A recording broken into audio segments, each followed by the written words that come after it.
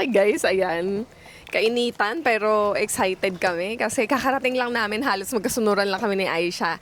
Inaantay na lang namin dumating sila Chris and tayo ay makikipag-bonding sa kanila dito sa may Yokasa guys. Alam niyo kung nasan kami? Mamaya mag-explore tayo dito sa... Hi, Kuya Sky! Hello! Hello, Kuya Kamusta? Sky! Wow, God bless you, Ana. Bless Tita Dali! Kumusta na? Cloudy, bless ka Tita! Uy, Hello. ninang mo yan? Ninang ba? Oo. Bless Ninang Dali!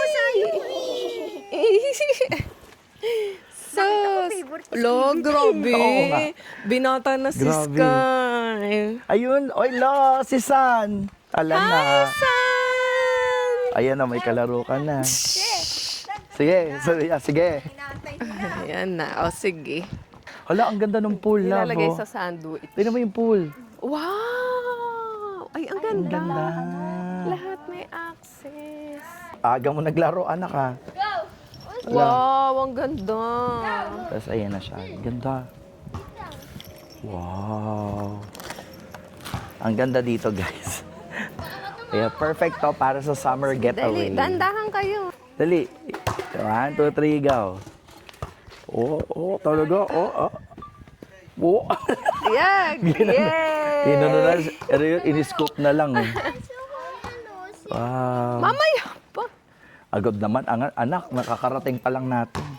Yay! Kaka-excite guys. First time namin dito. Dahil nga, this is a newly opened staycation property. Ang Yokasa is kakabukas lang ng March. So kung familiar kayo sa Paradiso, dito sa may Cavite, katabing-katabi nila to guys. And yun nga yung gagawin natin later, magpaparadiso tour tayo. And parang merong animal show yata yun. Or something. Kaya Merong talagang Animal magiging, Planet. magiging worthwhile yung staycation nyo talaga dito kasi hindi lang basta itutulugan at pagre-relax, kundi meron ding mapaglilibangan yung mga Ay, bata. sige po. Tapos Okay lang. nakakatuwa yung mga ano nila dito. Nakakatuwa yung mga anong tawag dyan? Unit. Unit. Clear unit. Unit 2. Unit 2 clear. Ah, Ito naman unit 3 assure. Dito po tayo. wow, yan. Mm. So, ayan guys, ipapakita ko sa inyo ang ganda ng mga unit nila. Cloudy, are you excited? So, yung wala si Sky talaga. De bale. Hinahanap nga ni, ni Sky, si Sky kanina. Mm-mm. Kaya sabi namin wala nga, nasa Japan. So, ayan, ganito itsura Pupunta ng tayo mga doon, unit may mga nila ano. guys. Para siyang isang malaking attic na parang ganun yung itsura. Wow! Unit Wow! Hala, ang ganda. Ayan. And you have Uy, take off your slippers. Take off your slippers. Take off your slippers. Wow! Excited si Cloudy. Wow. Nakita niya kasi yung pool. At may access po pala, no? Oh, diba? That lahat yan may Pinipili access. na yan. Oo. Wow. Ang galing. You like it? Smart, electric smart. Why you like it? Ay, talaga. Come. Halika dito, come. Oh. Wow. Grabe, napaka modern ng comfort room Once you nyo. press na remote control, kung pag-flash ako, diba? Kung di pa ako wala pa ako inaano. Oo.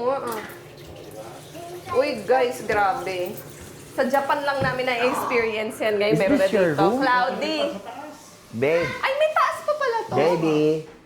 Dito daw si Cloudy. May taas pala. Meron. Ay, wow. Hala, akala ko yun na yun. Meron pala doon. Grabe, ang ganda nung nila, unit. So, ayan, guys. Dito ka? Akyat tayo sa taas. Hindi. Tignan mo, bed mo, ganda. Tingnan nga. Oh, wow! Ay! Wow! Grabe! Oh, pwede ka mag-hide and seek. Ay, sayang wala si Sky. Hindi pala siya for lang. Actually, parang 1, 2, 3, 4, 5. Tapos may pull over pa. Tapos may kama pa dun, 6, 7. Para siyang no? 5 to Parang 6. dito na lang tayo matulog. Gusto mo dito? Pwede rin doon. Pwede dito. Eh, ba't di tayo magtigi-tigisa? Si Cloudy doon. Ako doon. Ikaw sa baba. Joke yun. Joke yun. Buksan na natin yung aircon kasi mainit. Oo nga, mahal. Ayusin natin kasi meron pa tayong meron tayong tour sa Paradiso Tour. So, inilagay lang muna namin yung gamit. Pero tara, napakaganda dito, promise. Halika. Sige, baba na tayo. So, tayo ngayon ay, saan tayo pupunta? Doon sa Paradiso. Paradiso Tour. First time ko lang din doon. Ready si... Si Aisha, ready. I-affiliate ko kasi. Nag-a-affiliate ko to. Pag may Ayan yung araw, para electric bukas siya. fan. Oo. Wow, ang ganda niya, no? mga kapatid, kailangan natin... Oh, ito siya natin sa sis. Oh, ayan na, Ubi. Oh. Mm. Ayan. Ang dami talaga. Ang dami nga pwede ding ano. Na dapat na yung bawat kwento. Oh, next. Doon na Chapter tayo 2, chapter 2. Natin it's 6:30 or 7. Apa. Yun, tapos pagka, mas pag sabay-sabay kayo, 7 o'clock. After ng dinner niyo po, ibo-bonfire ko naman po kayo. We'll Wow. give you, Ibo-bonfire daw tayo lulutuin. Sino po ulang isasalang? Ilalagyan doon sa kawali. pahiram ko ng sauce. May kawa. Unahin mo akong buto-buto. Isalang. Nalagyan ko ng mansanas. Wala namang mataba sa atin. Tapos meron sila nung kawa. Oo. Kawa Doon yung ba? bonfire. Yan po Turo ba mo. yung iniinitan, yung ilalim? Niluluto talaga nila yung mga tao dito. Parang sa Africa ka. Wow, hello. Yung mag-ano ko sa inyo. Ayan, so Okay ito ma'am, tour. take your time. Sige Enjoy po. your tour po. Sige, thank you. Ayan, Cloudy, magpa-planting, Oh, deal. Ano yon? Horse.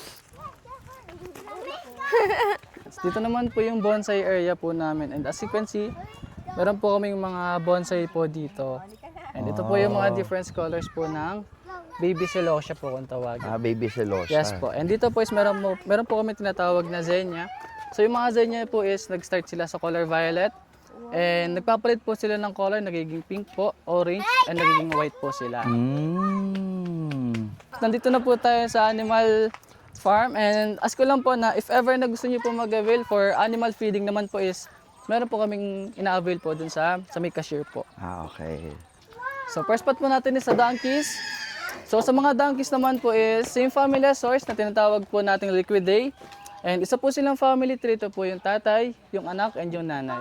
And dito naman po, meron po kami tinatawag na miniature horses. Yung mga miniature horses naman po is originated from Argentina. And ginagamit naman po sila bilang guide po ng mga blind. And ang maximum height po nila is 3 to 4 feet lang po. Oh, talaga maliit lang. Yes po. So dito naman po sa sheep, is meron po silang rectangular pupil na may visions na almost 360 po. So yung visions po nila is 320 to 340 degree visions po. So once a year lang po ina-harvest yung balahibo po nila para po going vest or jackets po. So every summer lang po sila ina-harvest. Wow. Yes po, pwede po kayo mag-avail ng foods po dun sa aming cashier po. Dito naman po, meron po kaming peahen. Peahen po siya kasi po female. And yung male naman po ang tinatawag na peacock. And mas colorful po yung mga male kaysa po sa mga female. And once po na bumubuka yung likod nila ng mga male is gusto po nila makipag-mate po sa mga peahen. Akala ko lahat ng tawag ay peacock. Yung pala, Hindi po. pag babae, Yes po, peahen. magka-difference po sila ng tawag po pagdating po sa babae at lalaki. Galing mo kuya, in my 37 years of existence. Kaya pala nalaman. Yan, careful po Okay, yan. maglalapit. Yan. So dito naman po sa ostrich is kaya po nilang tumakbo ng 70 km per hour. And malalaman po natin yung gender nila based on their feathers po. So kapag po ganyan dark black, male po sila. And kapag naman po ma-ash or mag-gray, yun po yung mga female. And yung mga ostrich po is maliliit lang yung brain nila. Kasi liit lang po ng munggo. And yung kick naman po nila is 10 times stronger sa mga horses po. Gusto ni ate yan, ano?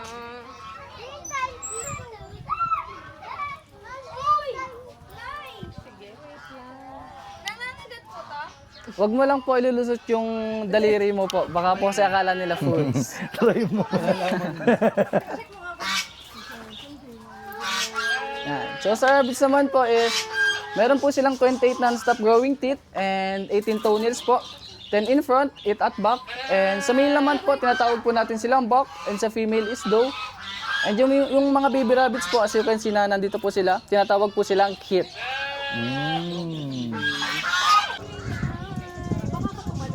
Hindi po sila tatawag. So dito naman po sa albino carabao is meron po silang gene mutation na tinatawag pong albinism.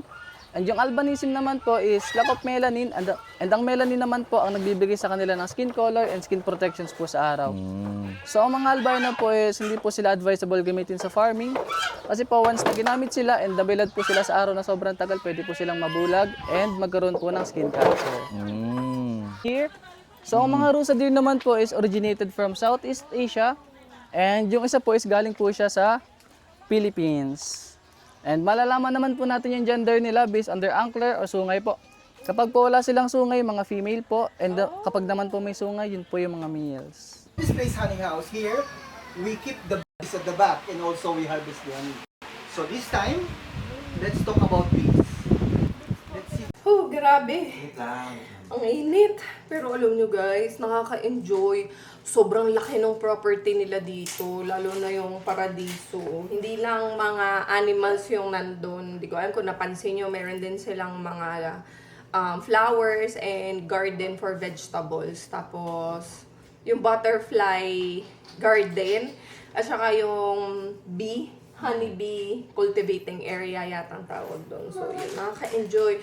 Alam nyo guys, ang ganda dito. Ako, ngayon pa lang nag-enjoy na ako doon sa day tour. Actually, pwede kayo mag-avail dito ng day tour lang.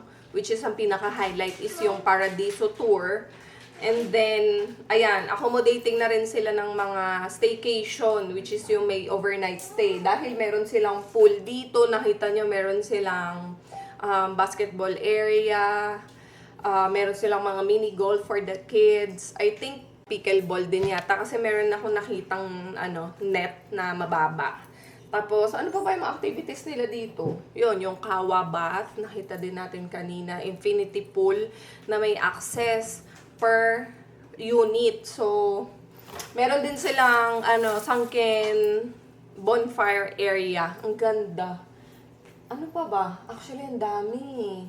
Alam nyo, bagay na bagay dito yung mga reunion. Actually, kung meron din kayong uuwi na mga relatives from ibang bansa, pwede nyo sila dito ituloy kasi maganda yung area. Plus yung amenities, modern, and high-end talaga. Even the fixtures and yung mga appliances nila dito. Fully air-conditioned yung room. Nakita nyo din naman yung bed. Ang dami. Tsaka maraming ma-accommodate na packs dito. And then for the food, dito na din, meron silang in-house food dito. So, di kayo magwo-worry kasi medyo nasa loob nga to guys. But, accessible din naman siya sa convenience store kasi nagtanong si Jet kanina may malapit daw ditong Dali at saka Alpha Mart. So, kung kayo ay naubusan ng mga chicha, ganyan, pwede kayong bumili. So, yun guys. Mamaya magkakaroon tayo ng konting Chikahan session. Ayun talaga yun, isa din sa nilook forward ko is makabanding ulit yung mga friends namin. Ang tagal din namin hindi nakasama. So, for the meantime, ayan, mag-aalasing ko na guys, mag-chillax muna tayo. Sabayan natin ang init ng panahon, guys. Sakto-sakto maglublob na tayo sa pool. Alam nyo, grabe. Hindi ko inasahan na meron silang swimming pool dito. Pero nung nakita ko, ang ganda. Sabi ko, buti na lang talaga nagdala ko. Hindi naman kasi namin napag-usapan nila Aisha na may swimming pool pala. Sabi ko, magdala na nga din just in case. Ayun. Buti na lang. Hindi tayo nakakapag-swimming sana kung wala tayong dala. So anyway guys, ayan. Muna tayo, mag-ready. Grabe. Init. Init talaga. Ano ko, ito tali ko yung, i-clip ko yung buhok ko eh. Ha? Sige! Guys, alam nyo, nakakatuwa si Aisha. Meron siyang gift sa amin. Grabe. Kasi ang tagal namin hindi nakita sila. And for some of you na nagtatanong or magtataka sino sila, Those are our friends way back since 2015. Bago pa ako simula sa vlogging talaga. Nakilala ko na yan sila nung pumasok ako sa YouTube. So, meron kaming event nun dati. And doon ko sila na-meet yan, si Aisha at saka si Chris. Ngayon, yung mga anak-anak namin, halos sabay-sabay na din silang lumaki habang nagva-vlog kami. Kaya, eto, si Cloudy, ninang niya si Aisha. Tapos, nung time na yun, parang sabay kami nagbuntis ni Chris sa, kay Liam at saka si Cloudy. Days lang ang pagitan nila nung pinanganak namin sila. Kaya kaming tatlo talaga super close na close kami pagdating dito sa social media industry kumbaga. And we rarely see each other pero lagi kaming magkakamustahan yan. Hindi man ganun kadalas talaga pero like ganito, pag nagkita kami, ayan na, umaatikabong chikahan na yan at walang katapusan. So, saktong-sakto talaga tong reunion na to na ibinigay sa amin yun. Maraming salamat ulit sa Yokasa, kay Miss Claire for inviting us here. Nakakatuwa yung bigay ni Aisha. Bigay siyang brownies sa amin. Tapos, saktong-sakto yung binigay niyang sleeper kay Cloudy. Na-mention niya kanina, nag-iisip nga daw siya, baka maliit yung size. Tapos nung sinuot ni Cloudy kanina, yun, tuwan-tuwa si Cloud. Tapos pinaglalagay na namin yung mga G-bits. Kulang na nga lang, gusto ni Cloudy punuin to ng G-bits. Sabi ko, okay na to kasi sobrang siksikan na. Masakit na rin yung daliri ko pag nagpasok ng mga G-bits kasi sobrang liit ng butas. Tapos, sayang nga kasi wala si Sky. Pero yun, may bigay din siya kay Skyler. Akto kasi magpapasukan, 'di ba? So mayroong malalagyan si Sky ng mas maraming drink dito. Ang cute rainbow pa naman. Ayan, nag-haul tayo. May bigay din siyang shirt kay Daddy J. Baby, sukatin mo na nga. Sukatin talaga. Grabe. Tapos ito, parang to siguro. Shawl. Ayan, sa family ni Aisha, Lux, tsaka doon sa dalawang bata, maraming salamat. Pero alam nyo, saan ako mas natuwa? Talagang kinilig na talaga ako. Ito. Niregaloan ako ni Aisha nung prayer journal. And, ganda niya.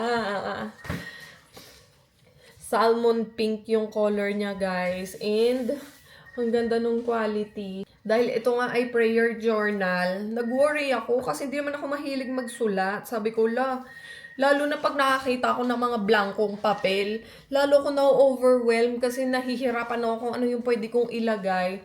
Pero nung binuklat ko siya, alam nyo, ayan, ganito yung itsura niya sa loob. Meron siyang mga guide. Actually, pare-parehas to. Hanggang dulo, ganyan yung itsura niya. Ang nakalagay dito, guys, is, Dear God, today I am grateful for, isusulat mo dun sa space, I ask for your forgiveness.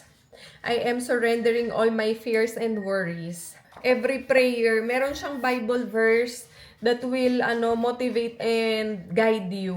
Kaya nakakatuwa. Kaya sabi ko ay, ito na yata ang simula ng aking pagsusulat. Maraming salamat, Aisha. Very timely ang pagregalo mo sa akin nito. Maybe this is the start of my journey in writing. Writing my own story, 'di ba, guys? Sabi ko naman sa inyo, lahat ng nangyari sa buhay ko is ngayon ko nalalaman. Kumbaga, parang now naging naging puzzle siya na nabuo ko isa-isa. Unlike dati na ang daming questions, puro pagtataka. And doon din ako nagkakaroon ng, alam mo yon, parang nahihirapan. Kasi para saan ko ba ito ginagawa? Or bakit kailangan ko itong gawin? Or bakit ko ito kailangan daanan? Up until the time na ni-reveal sa akin ni Lord yung mga nangyayari. So ngayon, kumbaga, yung daan na tinatahak ko, mas naging malinaw siya, mas naging exciting, kumbaga. And sabi nga nila, write your own story para yun yung magiging mabuting balita sa ibang tao. And siguro this is also the time na I will start writing my own story. Not to, alam mo yun, not to brag or not to say na ako nandito ko, parang love na love ako ni Lord, ganyan, or pinagpala ako. Hindi sa ganun eh. Kumbaga lahat tayo, pantay-pantay tayo na mahal ni Lord. Okay. Lahat tayo, pantay-pantay tayo na mahal ni Lord. It's just that some people are just taking, like me, no, taking a long time to figure things out and in seeing the real purpose. Some others naman ay hindi, unfortunately, hindi nakakarating doon sa, ano na yun, doon sa pagkakataon na yun na nakakapit pa din sila kay Lord doon sa time na ready na sanang si Lord i-reveal sa kanila yung mga bagay-bagay. Kaya lang, unfortunately, hindi na sila umabot doon. So, I want my story to be a reminder of God's love and mercy and His works and His presence and yung ano niya, kumbaga yung talagang pananalig niya din sa atin mismo na hindi tayo bibitaw sa Kanya is always nandyan. So, ayun, maybe I will write my own story nga. Ayan. Kompleto na. First time natin after ilang years. Yung last na magkakasama kami nila Aisha. Nakita tayo dun sa Everbilena. Ever Belena. Pero yung magkakasama talaga tayo, Villa Escudero pa. Ay, girl! Diba? Sila no? Diba? 2-3 years ago. Oo, ganon. 3 years ago. 3 years ago. Ang tagal na, no? Oo, ngayon lang ulit kami. Nagsama-sama. Wow. Asan na ba yung mga bagets? Yung mga bagets kasi, nagbihis pa kuya. Wow. So yan, meron, dahil may bonfire, syempre meron tayong gagawin na s'mores. Salamat po kuya. Alam mo, nakakatuwa dito. Kasama to sa babayaran nila. Oo, sabihin natin. So, ayan guys, hindi lang yung mga pinakita ko sa inyo kanina ang kasama. Pati itong s'mores party ay kasama din. Libre Sa talaga ya, experience. pero bukas kayo yung lulutuin sa kawa. Yun daw yung kapalit. Talaga. Kayo daw yung lulutuin. Kasi nga talagang ano. Oo, parang apat. Apat. Oo, 3, 4. Oo, yun. So, kumbaga, ang tagal na tambay sa bahay, almost a year. Dalawang kinuha nilang vault. Dalawang kinuha ni Tapos hanggang sa, yun, time na yun. Tapos, hanggang sa, ano na, ito na, teka, may nakalimutan ako. Di na December, nadulas nga si Mama, di ba? So guys, so matutulog na kami. Inabot kami ng 1:24 AM. Kakakwentuhan nila Aisha. Si Chris nakatulog na. So kami, inabot kami ng Samsung. Grabe yung kwentuhan namin. Nagkaroon kami ng chance ulit na mag-reunite. Na kakwentuhan, ganyan. And we're thankful dahil, of course, sa friendship namin, parang mas habang tumatagal, mas nagiging personal, mas malalim. Ayan ang ating experience today dito sa ano to? Yokasa. And then bukas ang ating second day. Okay, so see you tomorrow sa vlog. Good night.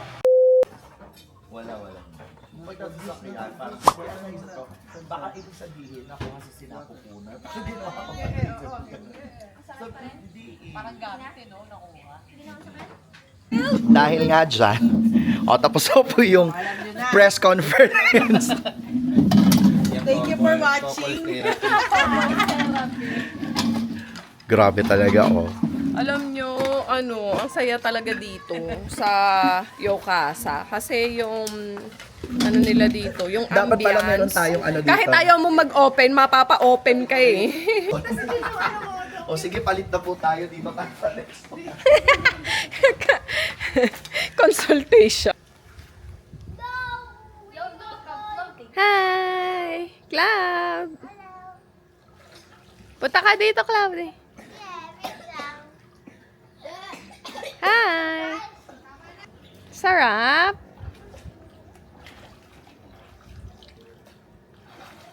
Sabi mo, sarap swimming eh. Sarap swimming? Meron pala silang iba't ibang style ng unit dito. Merong unit na isang malaking parang king size bed yung nasa taas, dun sa loft. Tapos sofa yung nasa ilalim. Tapos may pullover din yun. Ha? Buntahan mo yung friend mo? Sige, sige, punta ako sa friend. Ayun no, yung maraming damit. Nakasampay. Oh, dali, go. So, ano siya, kung kayo ay big family, bagay kayo dun sa katulad nung unit namin. Tapos kung kayo naman ay small family lang, o 4 or 5, bagay kayo dun sa making size bed na malaki sa taas. So yun guys, ayan, naka-check out na din kami dito. Ang ganda ng experience namin dito. So follow nyo sila, si Yoka, and mag-inquire na lang kayo kasi talagang fresh na fresh yung property nila. May enjoy nyo talaga. Ang ginaw na nung hangin.